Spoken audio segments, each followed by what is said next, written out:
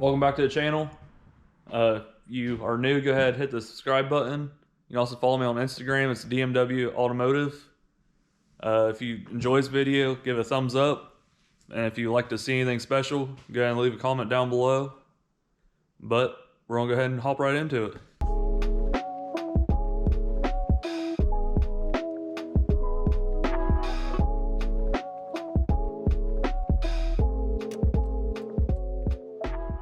Today we're gonna go ahead and do the radio inside the truck.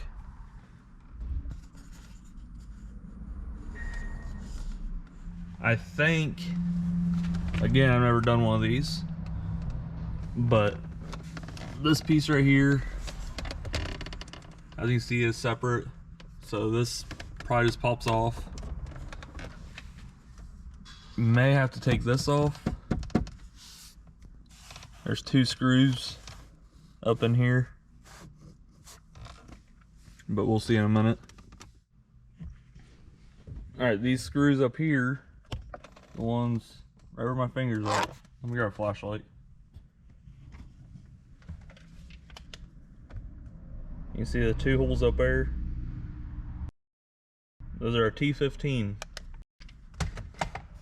I'm gonna be using this little ratchet to get those out.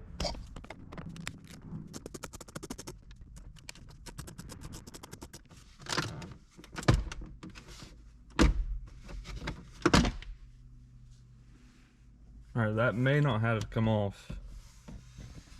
There is a screw back here, right there, but it just goes this piece right here. So I don't think it has to come off. But if you do have to take that off, you take those two screws out, pick up on a little bit, and then pull out on it. There's just a couple little clips back here.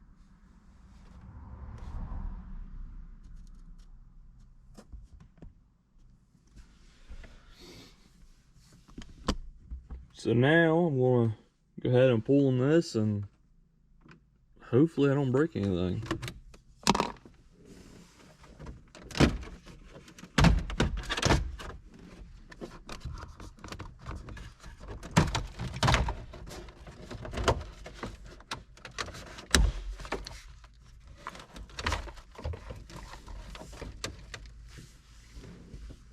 Okay, that was pretty simple. I guess I'm gonna go ahead and put this piece back up here since I don't need to take it off. Yeah, there's those little clips I was talking about. So put it back on. Just kind of line it up. And do a little bit of that. Alright, so to remove the radio, you have 7mm bolts. Looks like 4 of them for the radio. Kind of looks that the radio goes behind the AC bracket, so it goes behind this portion of it. So may have to remove this also, just to slide apart. If you want to remove your bezel completely, I'm gonna call it, make sure you undo your connectors. I'm just gonna leave it laid down like this, no big deal.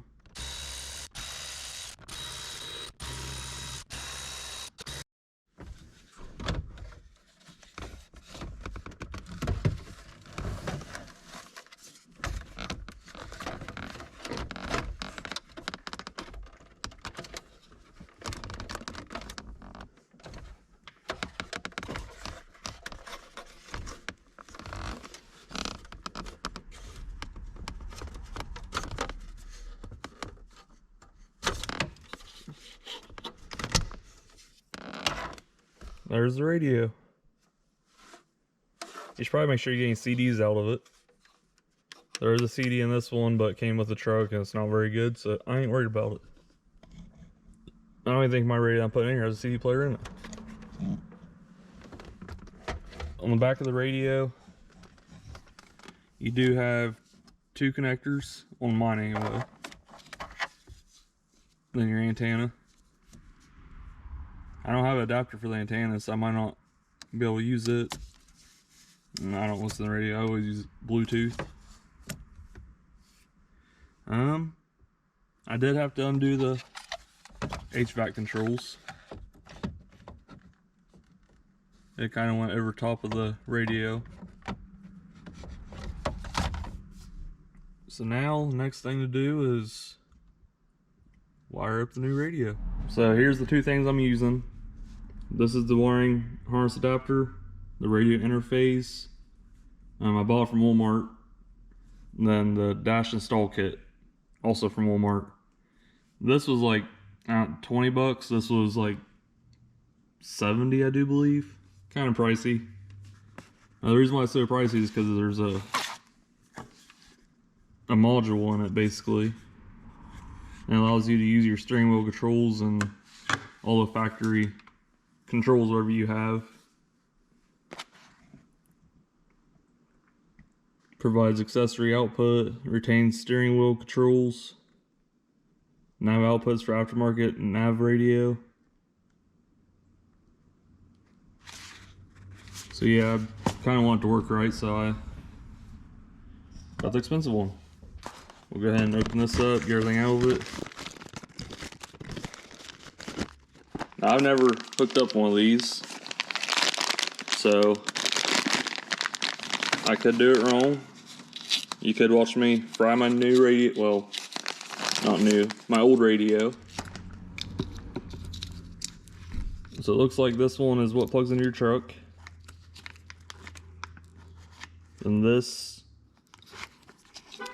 plugs into here.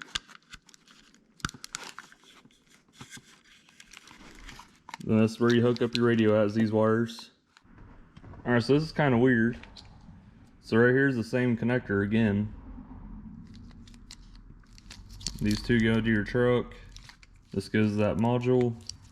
And these go to the radio.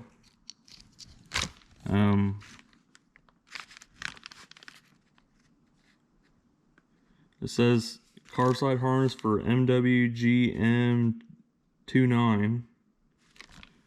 This one says the same thing. LD-GM29B, LD-GM29A. So we might have to read the manual. Okay, so after a quick glance at the paper that came with it, it says up here the A1, and down here says Silverado new body 07 to 13. That's not going to focus at all, is it? I guess just going to take my word on it. So basically, that means I need this one. The one with the A on it.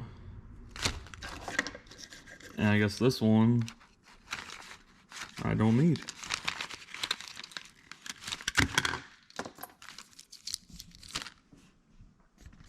So we don't need this one. Throw it all the way. This is your auxiliary port. My phone don't have a headphone jack, so it does no good for me. Throw it all the way. This right here, so this goes to your module. Like so. Then you have these that go to the truck, these that go to your radio, which would be your connector. It looks like this. Then you just match up all these colors. We'll go through that in a minute. Then this right here goes to on the back of your radio. Mine's blue, I don't know if they all are, but there's looks like a headphone jack that says remote. So that's going to be plugged into that. And that's what's going to allow you to use your steering wheel controls.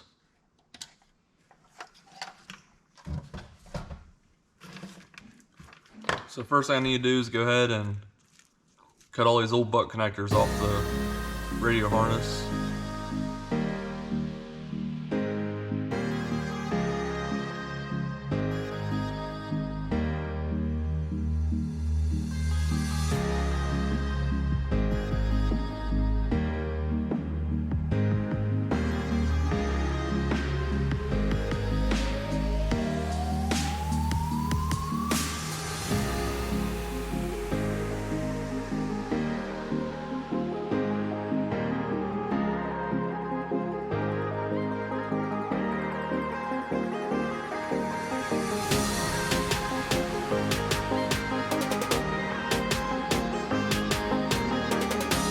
So I got everything wired up. Here's the interface module. I had this radio originally. This is the one I was going to put in there. This is the one that came out of the Jeep. This one came out of my Dodge. And this one's the only one I can get to work with the steering wheel controls. This one does not work with steering wheel controls. So they're basically the same thing. This one's a little bit older, but they're both Sonys. This one has a CD player. This one don't. Both Bluetooth. In order to get this to work, you have to have your door open, turn the key on, then you'll have a light start flashing in the corner of this. It's a red light. Then to program your steering wheel controls, you hold the volume up button or tap it, depends on what kind of vehicle you have. And then when this light quits flashing, then you can release it, and after it'll blink a couple more times, it's reading the radio at that point. Then you turn your vehicle off, then back on, and then make sure your controls work. And if it don't, there's a reset button. That green button back in there. You have to press that and resets it and go through all the steps again. I did it like 3 times with the first radio, and I couldn't get it to work. But I'll go ahead and show you.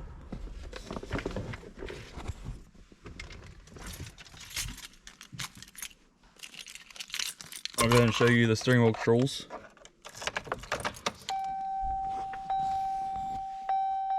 Turns on with a key. So this thing right here is the thing that dings now with the door open. So that's kind of annoying.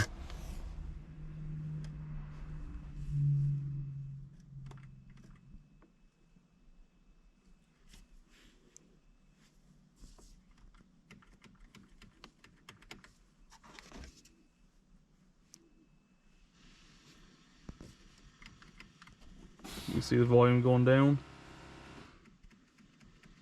goes up, then the mute to talk goes away, or mutes it, so everything works properly.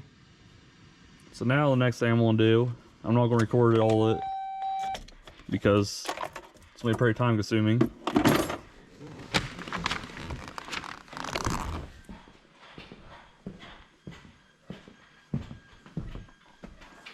I have to run the USB cable to plug my phone into. I have to run the mic for the calling portion of the radio.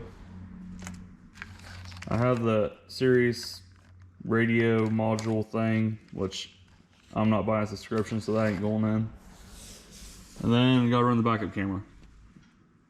So after I get all that done, I'm gonna go ahead and get it mounted, and before I put the bezel back over top of everything, I'll show how I use this and how I ran all the wires. So I'll get back with you guys. Alright guys, I want to give you a quick little update before I put it all together. So these are the brackets meant for my truck. Then this right here sits around the front of it. Then your factory bolts go through this hole and these holes, and that's what holds it up there. So there's all kinds of different holes for different radios. Then you put your 2 screws in there, or whatever, how many ever you can get. The problem I was having was this hole was not lined up enough. I'd have to scoot it forward more or back more. Either way, I'd have to slide it back or something like that. And then the radio would be further in the dash. Well, I think it's already going to look kind of weird. And I'll show you why. Alright, see where my volume knob is? It's right beside the bezel. So I don't want it further back in. So what I did was took my knife and I trimmed this hole out more so the screw would still go in. So you might do a little bit of trimming to make it look decent. Then the other problem I'm having is my USB cable for my radio for the Android autoplay and Apple CarPlay, whatever it is. I don't have a good way of putting this. I like to wear a little cover for it where it actually goes into the dash and stays. Then a little cover that covers it, make it look factory, you know. But I don't have one of those right now, so I'm just gonna, I guess, run this down and let it hang close to the floor. Whenever I want it, I'll just plug in a wire. Then I'll have to order one offline. But I want to show you guys this while the radio's out, so I kind of explain myself. So I'll show you guys when it's all done. Alright, so I finally got it all done. Turned out pretty good. Only I don't like is that real small gap up here. And it's got plastic behind it still. I wish it would have been a little closer. And I wish the radio was out just a little bit further. Like flush. But it looks pretty good overall. My steering wheel controls do work.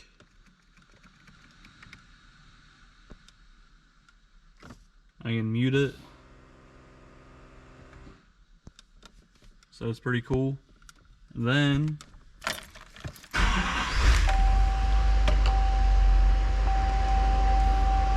backup camera works. I put it in reverse. Goes back off. I put it in park.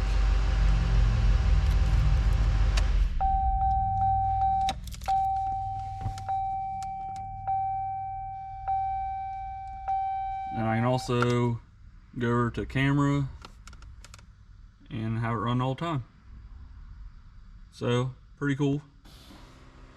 I like how I can keep all the factory controls. They're pretty handy. So I ran my mic, put it up here in the corner. I ain't too crazy about that, but kind of need it if I want to make phone calls. How I did that is I ran it through the dash, up over top the steering column, and then ran it up to the side here.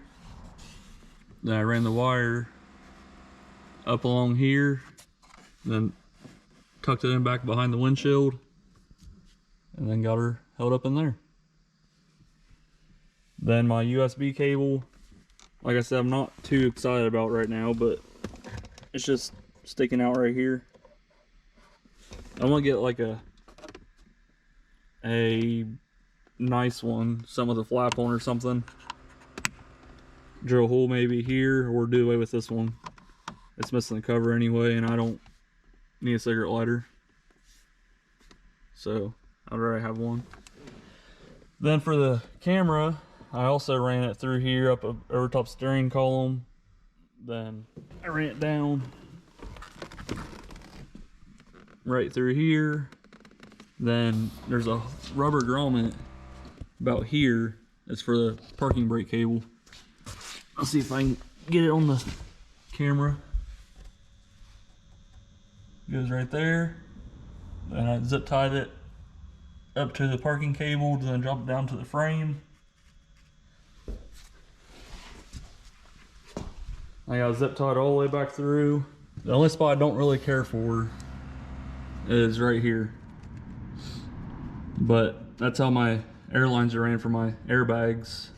So, I mean, I need to move those too. I don't like to be able to see those from the fender well.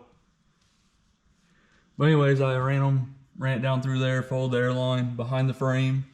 Then I went up and over the frame back here. Then there's the mount. I just ran the wire straight behind it so it's not all drooping and stuff like that. I don't like to be able to see the wires. Then I zip tied the extra up right there. I'm not crazy about that, but can't really cut them and make them shorter. Then I ran the power wire. These Silverados, the tail lights plug in at the tail lights, and there's a harness that goes down to a module. Well, that's where I spliced in at.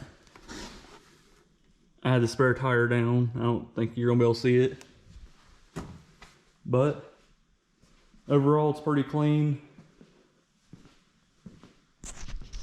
You can't see too much of the wires, which I hate seeing wires. I hate the USB cable. I didn't really think that one through. But that pretty much wraps up this video. It took me about 3 days to do the oil change and hook up the radio, but that was also working. It's all good to go now. Make sure you guys like, subscribe, and follow along. I got a bunch of plans to do this truck. We're only getting started. So, hope you guys enjoy.